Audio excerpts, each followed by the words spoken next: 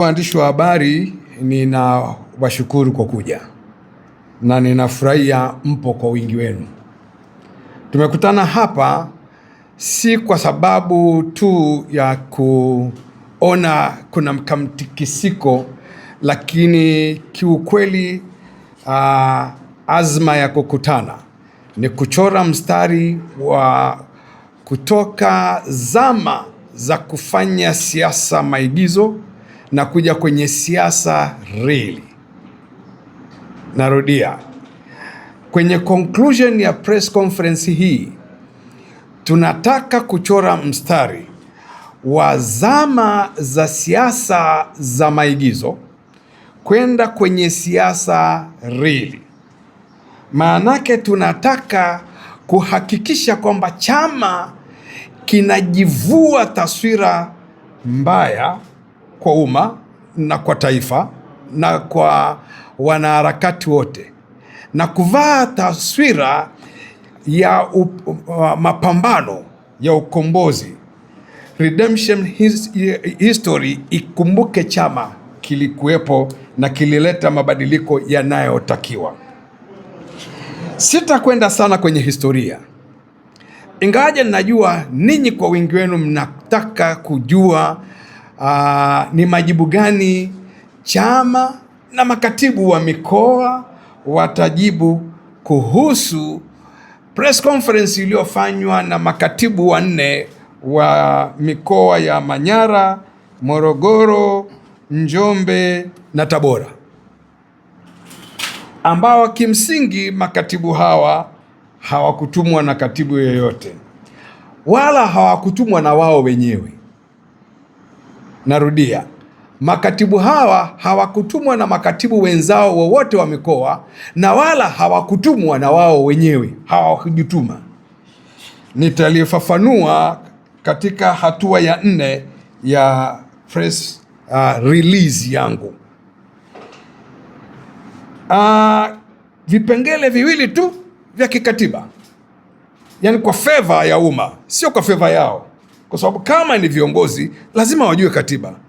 Sasa hawa wanakosea kucite katiba, ndugu zetu hawa ambao ninaheshimu sana kazi zao na kujituma kwao na sadaka walioitoa ndani ya chama na ndani ya harakati. Lakini vipengele hivi vichache viwili ninaomba upe umma favor ya kuvijua. Ndugu zetu hawa walisimama kama wakata rufaa, yani walilalamika dhidi ya aliyehukumiwa, na hawakusema popote kwamba wametumwa na aliyehukumiwa, na hawakujua chochote kilichoendelea kwenye vikao vya halmashauri kuu, kutoka secretariat kuu kuja kamati kuu na then halmashauri kuu. Hawakujua chochote, na hata walipokuwa wanarudi kujieleza kwangu, nilifika mahali pa kuwauliza kama mkuu wa wajumbe wa halmashauri kuu wala washauri kama tulivyoteuliwa sisi kuwa washauri, haya mmeyatoa wapi? Yani wewe unajua kabisa chumbani kwa baba yako na mama yako anakaa baba na mama, alafu unakuja kuelezea umma kwamba kwenye chumba cha baba na mama kuna dawa za pressure. Umejuaje? Hujawahi ingizwa huko, unaelezeaje mandhari ya chumba cha baba yako na mama yako? Kwa kuwa hawakuwa wajumbe wa halmashauri kuu na hawakutumwa na aliyehukumiwa kumsemea, basi kimsingi wamejipendekeza, wamejikomba. Sasa kwa hilo wao wanapolalamika kwamba mamlaka ya kutengua uteuzi wa katibu mkuu yanatakiwa yapelekwe mkutano mkuu, hawakuisoma kabisa katiba ya Chauma ya mwaka 2012 toleo la 2024 ibara ya 53 ara inayoipa mamlaka ya kuteua mamlaka baada ya mwenyekiti wa chama kuleta jina la katibu mkuu na manaibu katibu mkuu. Halmashauri kuu ndiye yenye mamlaka ya kuthibitisha jina hilo. Then katika mambo ya nidhamu, mamlaka ya nidhamu kwa katibu mkuu ni halmashauri kuu, katibu mkuu na manaibu katibu mkuu, naibu katibu mkuu bara na naibu katibu mkuu visiwani. Sasa inaogopesha kidogo, kipengele kidogo kama hicho wenzetu hawakuviona, lakini kwa kuwa nimesema awali hawakutumwa na mtu yoyote na wala hawajajituma wao wenyewe, hawajatumwa hata na katibu mkuu aliyoondolewa madarakani, kwa sababu wangesema kwenye tamko tumetumwa. Hawakusema kwenye tamko. Kwa hiyo hata katibu mkuu aliyoondolewa madarakani hajawatuma, na ni declare interest. Kwa kuwa katibu mkuu aliyoondolewa madarakani ni rafiki yangu na ni ndugu yangu, basi wanamchafua zaidi. Wangeacha kimya, mambo yangeisha kimya, kwa kitu kinaitwa circumstantial tide. Ingepita, ingeisha, na angebaki na heshima ambayo sisi tunataka abaki nayo, lakini aachie ili wimbi jipya la harakati za moto za kuiondoa CCM lije na liendelee. Kipengele cha pili ni cha uteuzi, ambacho na kwa kweli hiki ni misamiati tu ambayo iko kwenye kamusi. Mamlaka ya halmashauri kuu baada ya kupokea kauli ya mheshimiwa mwenyekiti, mamlaka iliyotumika kwenye kikao cha halmashauri kuu iko kwenye katiba ibara ya 53R ambayo inazungumzia baada ya nidhamu kuchukuliwa, sasa inakuja kukaimisha, sio kuteua katibu mkuu mpya. Mheshimiwa Singo Benson Kigaila Masala Makali ni kaimu katibu mkuu wa Chauma, sio katibu mkuu wa Chauma. Mamlaka ya kukaimisha iko katika katiba ibara ya 69(2) na ibara ya 69(4)(g). Kukaimisha, na ndicho halmashauri kuu ilifanya.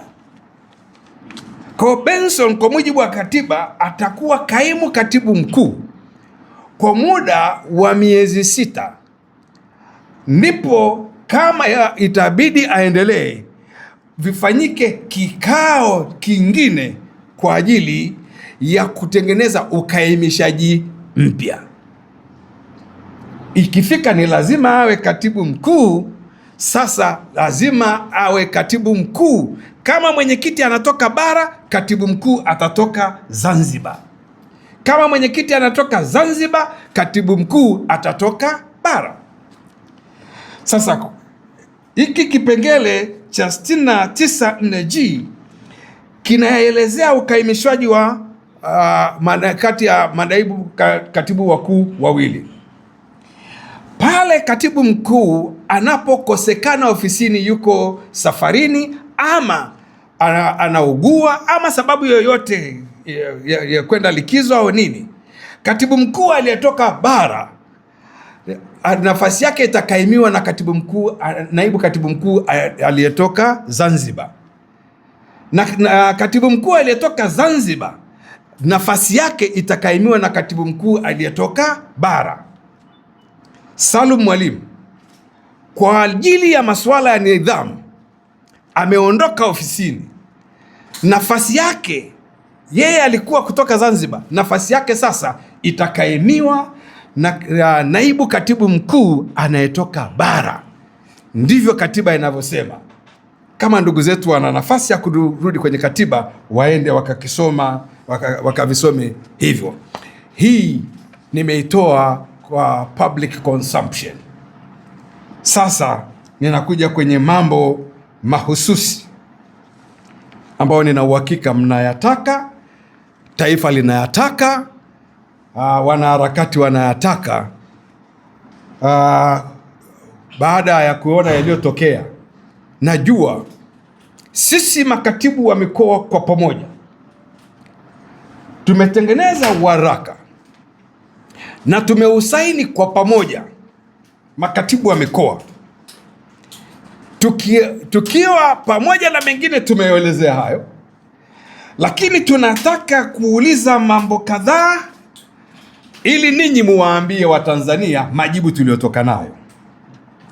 La kwanza, tunashuku kwa kuwa nimesema hawajatumwa na hawajajituma, tunashuku kuna aliyewatuma ambaye hana maslahi hata kidogo na Chauma, wala hana maslahi na harakati. Hawa kitakuwa ni kikosi cha wafanyabiashara wa siasa ambao chokochoko ndani ya vyama vya siasa zinawapa kula.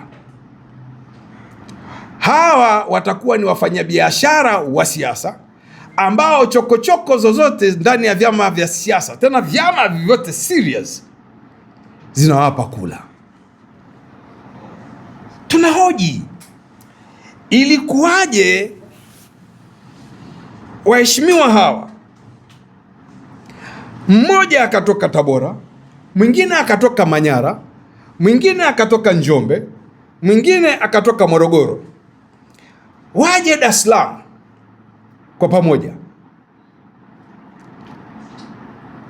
mahali karibu kwao. Zaidi ya nusu ya gharama ya zoezi hilo ilikuwa iwe Dodoma. Kutoka Manyara kuja Dodoma ni pungufu, ni zaidi ya nusu ya kutoka Manyara kuja Dar es Salaam. Kutoka Morogoro kwenda Dodoma ni equally the same. Kutoka Tabora uje Dar es Salaam ni zaidi ya mara mbili ya kutoka Tabora kuja Dodoma. Kutoka Njombe unapanda tu hapo Dodoma. Kwa kuwa huyu mtu aliyewaita alitoka Dar es Salaam, basi ilibidi hawa wamfuate aliyewaita Dar es Salaam.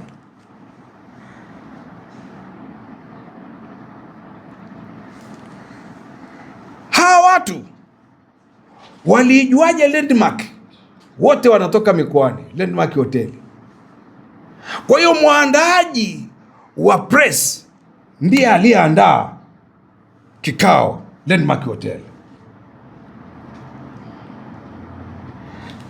Kama vikao vingine vyote vya chama wanagharamikiwa, kama kwenye mikoa yao wameshindwa kufanya mkutano mmoja wa hadhara wa PA ya shilingi 1,500,000, wakaingia gharama eti ya kukodisha ukumbi Landmark Hotel, kuita press conference, kufanya na kusafiri, na tena mmoja wao alipigiwa simu na tuna taarifa zote za mazungumzo, akasema tumeitwa kwa dharura.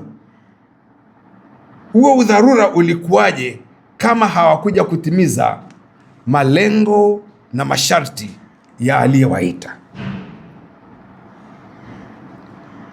Kwa hiyo conclusion kwenye maandalizi ya press conference, sisi makatibu wa mikoa tumejiridhisha hii ni uchokonozi, kwamba hawa wanaofanya hii biashara wanachotaka ni kuchokonoa ili sisi tujibu kwa vipengele vya katiba, tujibu kwa matukio ilikuwaje, na wao wapate next step, wapeleke tena kwa mtoa pesa ambaye lengo lake ni kuharibu kabisa harakati. Wamwambie sasa tunakwenda tena kumjibu Basil Lema, kwanza kikatiba hiki kimekaa vile na vile na vile. Lakini tunasema huu uchokonozi sio dhidi ya Chauma, wala sio dhidi ya Chadema. Huu uchokonozi ni dhidi ya maslahi na damu za Watanzania. Huu uchokonozi unaonyesha jinsi ambavyo wanaoutengeneza na wanaoutekeleza hawaheshimu kwamba kuna watu wanaitwa Watanzania, kuna watu wanaitwa Watanganyika. Tunalia kwa damu zilizomwagika mwaka jana kwenye uchaguzi mkuu. Huu uchokonozi hawajui kabisa kwamba kuna damu za watu wetu waliokufa. Hawajui, hawakuzika. Sisi tuliozika ndo tunawalia. Huu uchokonozi ni wa watu ambao wanakanyaga maiti za watu wetu waliokufa ili tu matumbo yao yashibe. Huu uchokonozi tunauangalia kama kitu cha mzaha. Hii ni mchezo mpya unaibuka Tanzania, ambapo mtu bila aibu anatengeneza project ya kula pesa za siasa, alafu anakuja kufanya mizaha inayohusu maisha ya watu wetu, vijana wetu, mama zetu, baba zetu, kaka zetu, watoto wetu na vizazi vijavyo. Watoto wetu watakuja kufuata makaburi yetu, watayachapa viboko. Aibu tunazofanya. Kwani usifanye biashara ya maembe? Unafanya biashara ya damu za wenzako.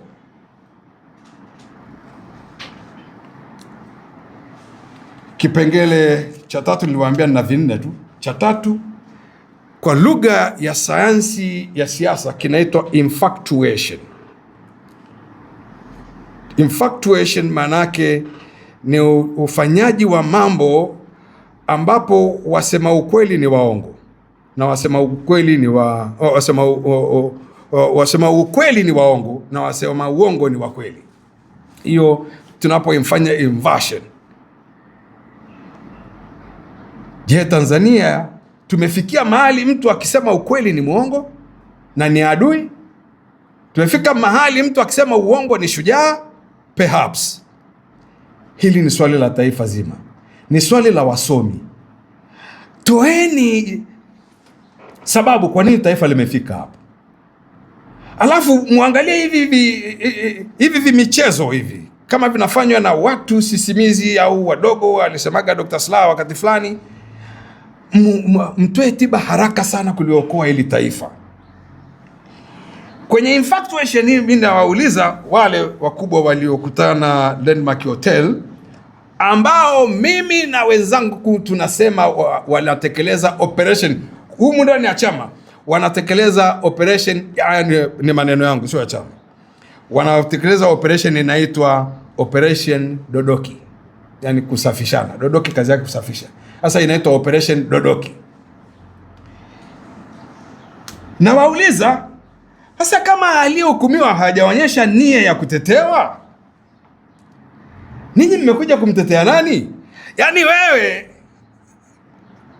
kaka yako yuko hospitali anaumwa tumbo, unakimbia maabara kwenda kumwambia lab technician, tafadhali nipime tumbo, kaka yangu yuko wodini anaumwa sana, ili ujue kaka anaumwa nini.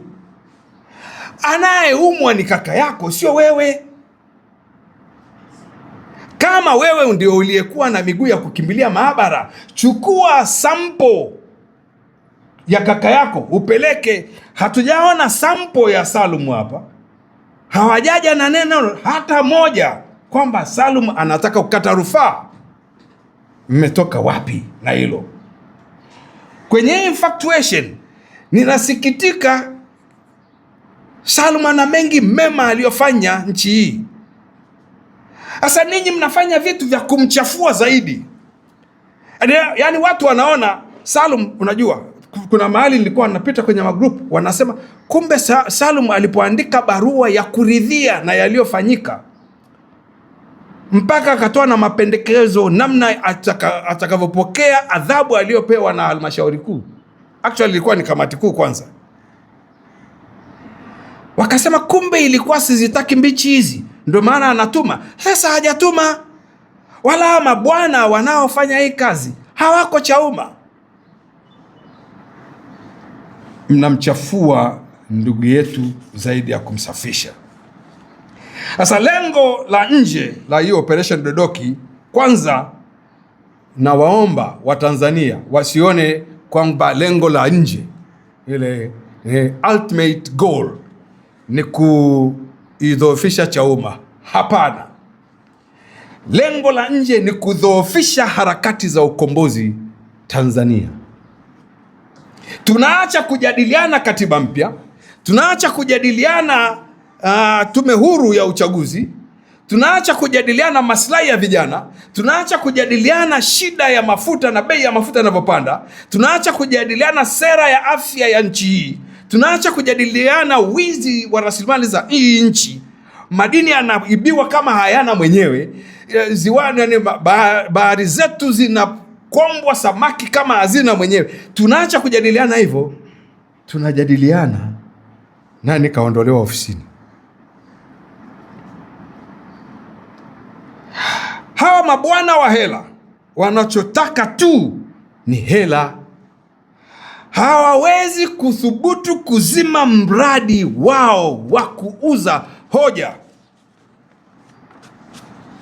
za harakati, kuzizima, kwa sababu wakizizima tu hela inafunguliwa.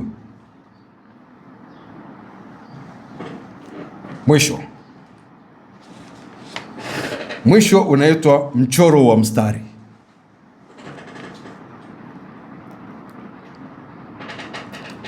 Endline draw, mchoro wa msitari.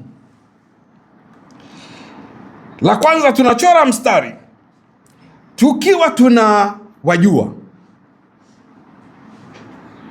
tunajua nani aliandika lile andiko, tunajua nani alikuwepo landmark pale kwa ajili ya kusimamia kila kitu, tunajua na waliwalipa shilingi ngapi, tunajua kila kitu. Wafanyabiashara tunawajua. Tunachora mstari tukiwa tunamaanisha, ninyi pokeeni maagizo yetu. Agizo la kwanza, stop immediately. Don't mess with the buffalo. Stop immediately. Tumefanya siasa zenye machungu muda mrefu. Tumefanya siasa ambako tulikuwa tunatafsiriwa kwamba sisi ni CCMB muda mrefu. Maneno yenye maumivu makubwa. Kama hamjui, ulizeni. Yaani tukipita mitaani, watu wakituangalia wanatuogopa, wasaliti hao.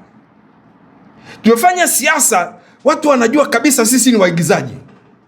Ingaje mioyo yetu ina hasira, inataka kubadilisha nchi.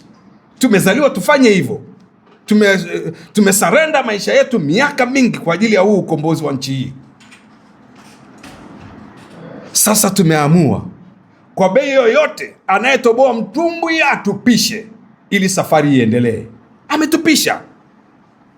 Ninyi mnaturudisha kwa ajili ya chakula cha tumbo lenu. Hatutakubali. Stop immediately. We know you. We know your mission. Tutawataja mkirudia. Tutawataja. Tumeanza upya kama watendaji wa chama. Mikoani tutafanya kazi, kwenye majimbo tutafanya kazi, kwenye kata tutafanya kazi.